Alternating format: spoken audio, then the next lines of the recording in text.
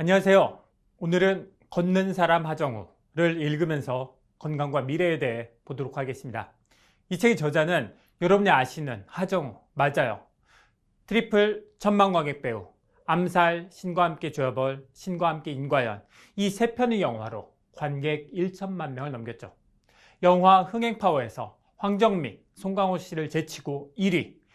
이 책은 배우 하정우의 인생, 자연인 하정우가 두 발로 땅을 밟으며 몸과 마음을 달랜 걷기 노하우, 걸으면서 느낀 몸과 마음의 변화에 대한 이야기를 담고 있습니다.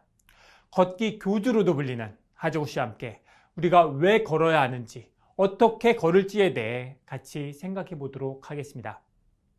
하정우 씨는 강남에서 홍대까지 걸어요. 하루 3만 보, 가끔은 10만 보.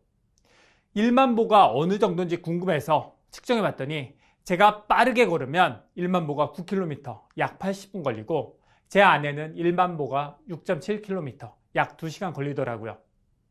저자는 왜 이렇게 걸을까? 무명 시절엔 할 수 있는 게 없으니까 걷기밖에 없었어요.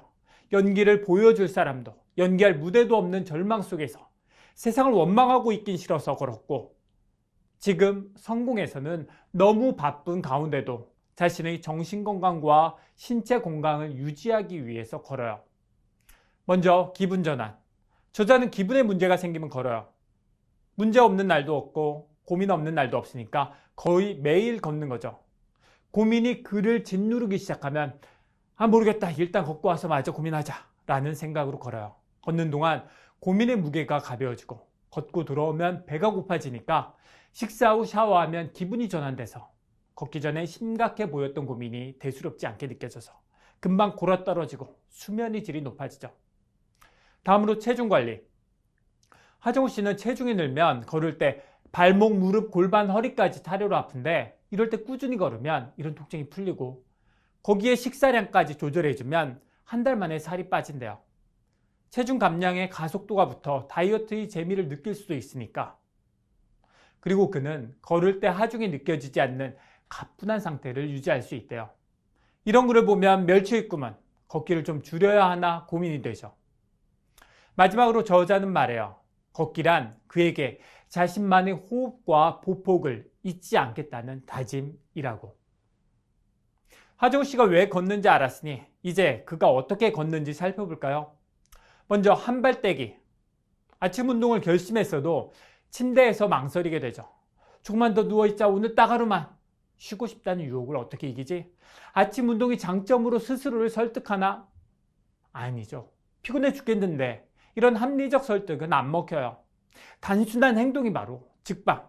일단 몸을 일으키고 한 발만 내딛고 런닝머신 위로 올라가 전원 스위치를 켜면 성공.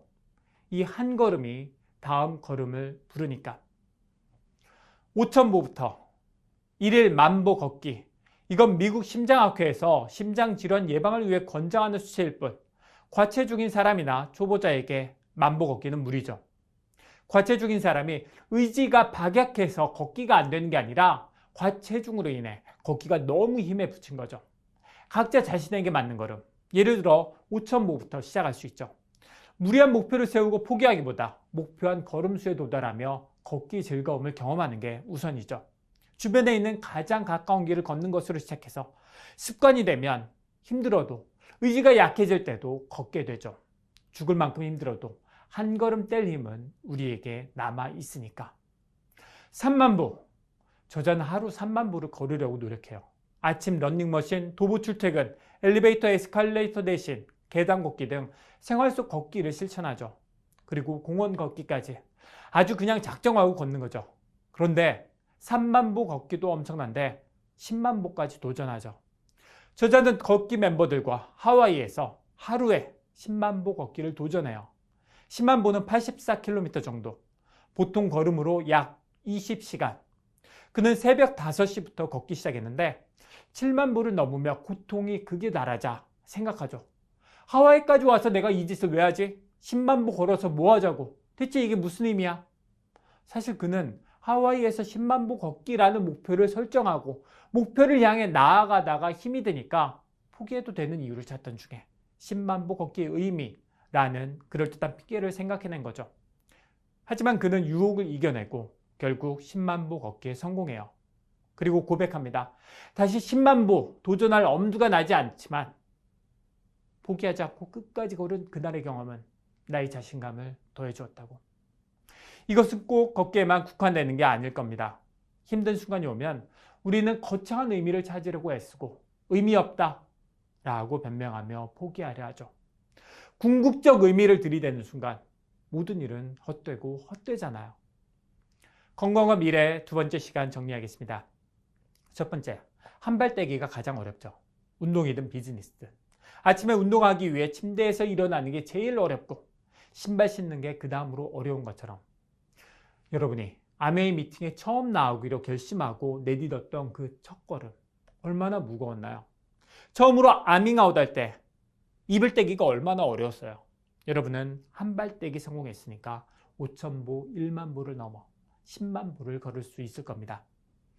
두 번째, 여러분도 목표를 향해 나아가다가 힘이 들면 이게 대체 무슨 의미야? 할 필요 없잖아 라고 포기해도 되는 이유를 찾지 않나요? 머나먼 여정에서 길을 잃었을 때는 최초의 선택과 결심을 등대 삼아 일단 계속 가봐야죠. 내일은 내적 매력 두 번째 책 사피엔스를 볼 건데요. 책 좀 읽었다 하시는 분들, 뇌세균들이 필독서죠. 읽었는데 기억이 가물가물하신 분은 꼭 오시고 아직 읽지 않은 분은 반드시 오시기 바랍니다. 건강자산 그리고 매력자산.